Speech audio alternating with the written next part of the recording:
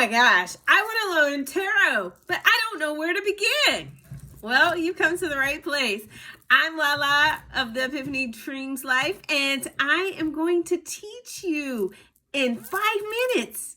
5 minutes how you can start learning the tarot. Okay, so most tarot that we know of today is based upon the Rider-Waite, which is one of the pinnacles of tarot, but there are other styles of tarot as well. But just for beginners, we're going to go off of the tarot based off the Rider-Waite today, because that is the one that is most well known. Okay, so this right here is my OG. This is my OG deck right here. This was my very first deck of tarot. Well, actually, it's my second, but this is my very first deck that I started when I picked up the tarot again that I use. Now, a lot of the traditional tarot is based off of like, you know, older 1800s type of imagery and stuff like that, which doesn't always really resonate with us today, because we are in the 21st century, right? So, you know, if this traditional tarot is not for you, if it's not resonating for you, there are other styles of tarot that you can also use that might make it a little bit more fun for you. So this is also based upon the Rider-Waite deck as well, but it's got some different type of color imagery. It still has that old English type of vibe as well, but you know, it kind of gives like more, you see the difference in the decks, it's giving a little bit more color and imagery. But I also have another type of deck that is also based off of the Rider-Waite. I should have already had this out. Apologies for this. Apologies. I didn't think about it until I started doing this video. That's what happens when you have too many decks. Sorry. You know, I have a lot of decks, a lot of tarot decks and a lot of oracle decks. But this deck here is called the Cosmic Cycles deck. It's also based upon the Rider-Waite, but look, that looks like more up to date, you know, that looks like stuff that I can get, that I can understand on a more, you know, up to date, current level, modern. But like I said, it's all based upon the OG, the Rider-Waite.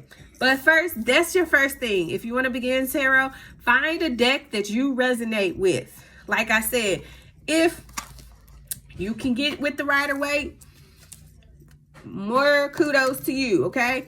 Kudos to you. But if you're like, I can't get it, I can't understand it, go for a more modern deck like this one. You know, there's various versions. You're always going to have a major arcana. Your major arcana is going to be the things that are not like this. The moon card. It's considered a major arcana. Your minor arcana is going to be the ones that have the numbers from like ace up to king. So if you think about playing a card game, like a poker game or something like that, you have ace, then you have 1, 2, 3, 4, 5. Well, not 8.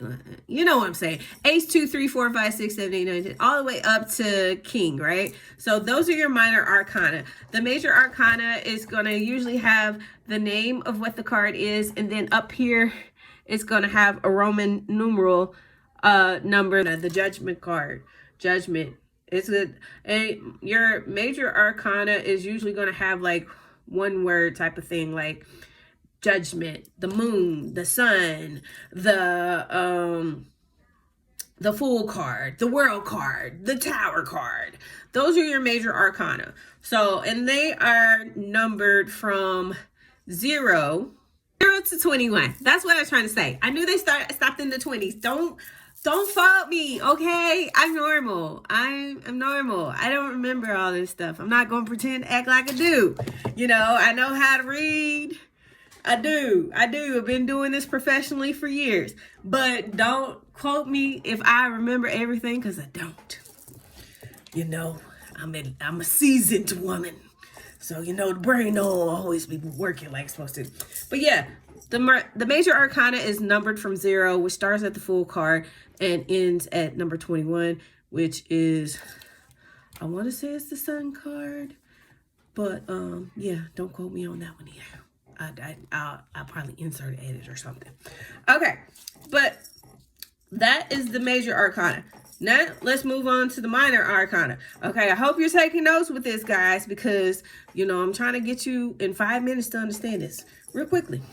So, you've already picked your deck. You see something that resonates with you. Okay, the principles of the minor arcana are as follows.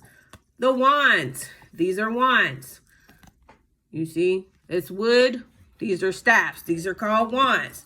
Then you have swords. Swords is the second type. Then you have your third type here, which is cups. They're cups. That's why they're called cups. And then the fourth that you have is pentacles. Okay, to understand, pentacles represents physical energy. Physical, pentacles, money. We hold it in our hands. Cups. Cups represents water. It represents our emotions, how we feel about things. Swords. Swords, they cut through air. They represent air energy. So those is the ego, the mind.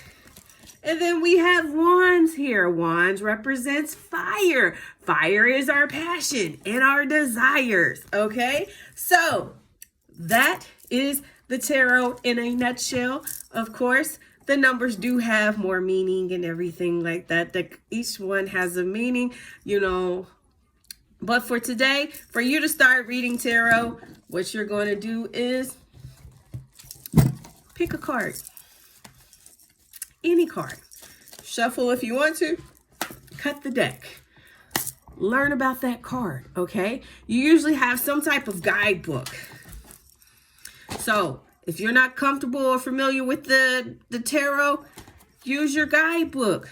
This is 10 of Wands. We can also use the imagery on this card, right? So this is a individual that has been putting in a lot of work, has been toiling. And as this person has been toiling, they've been getting everything, all their mess, all their stuff, and they've been doing the work, and now 10 represents completion, so they're putting those things away. So if you don't necessarily want to go to the guidebook first, because sometimes you have to get that personal relationship with the cards itself, you should first see what imagery comes up on the card. What's it mean?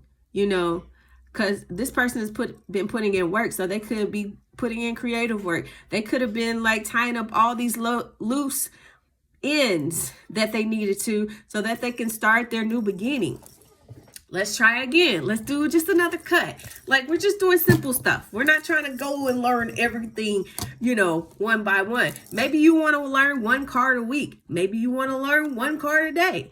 And once you are learning about these cards, write about your thoughts and your feelings about what that card represents to you, okay? You know, and then you can go and look up and see, because everybody's not going to have the same interpretation, okay?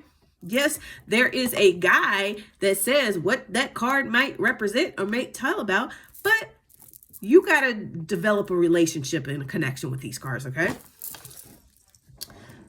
We did Wands. This card keeps coming up. Somebody got love on their mind. Somebody getting ready to get married, I say. Okay. Okay, so we got 10 of Cups here. So 10 of Cups, cups we talked about represents our feelings and emotions. So this is feeling happy. This is feeling complete. This is getting everything that you've wanted, like your wish fulfillment, you know, the end of the rainbow. Like, you know, you find in the pot of gold and there's the end of the rainbow. You know, I've always wanted a happy family and kids and everything.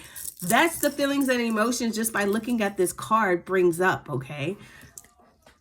Let's see if we can get another one. Swords. Page of Swords. So page, in the minor arcana, it goes page, knight, queen, king. Page, knight, queen, king. Page is usually somebody likes an understudy, somebody that's learning, somebody that's trying to figure things out. So it's a younger energy or a younger person. And we talked about swords representing air energy. So this is a young person or a young energy that is inquisitive, learning, curious, about things. That's it. That's a basic interpretation of this card.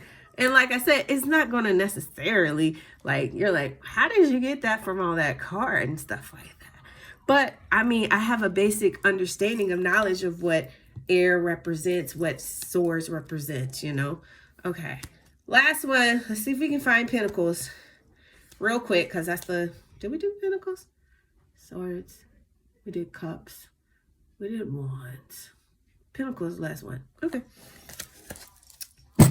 10 of Pentacles here.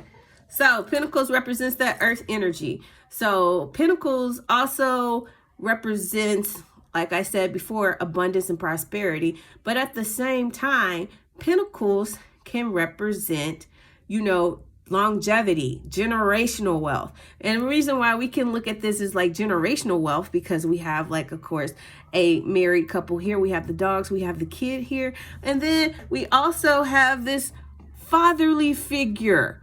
So this is the generations are growing. So your money is growing and is being passed on to the next generation, to the next generation, to the next generation. And so, that way that money is continuously flowing. Okay. So that is tarot in a nutshell. I know this video is longer than 5 minutes. I know, but hopefully the elements within here will definitely get you an understanding and a direction when starting or approaching tarot. If you like this video, please like, subscribe, share this. Let's continue to grow the fam. If you're like, Lala, can I book a reading with you so you can help me? Or can I book a call with you so you can help me with this tarot? Yes, there's a link in my bio where you can go directly to my website and we can start this for you. If it's something you're interested in, I would be more than happy to help you on your journey, okay?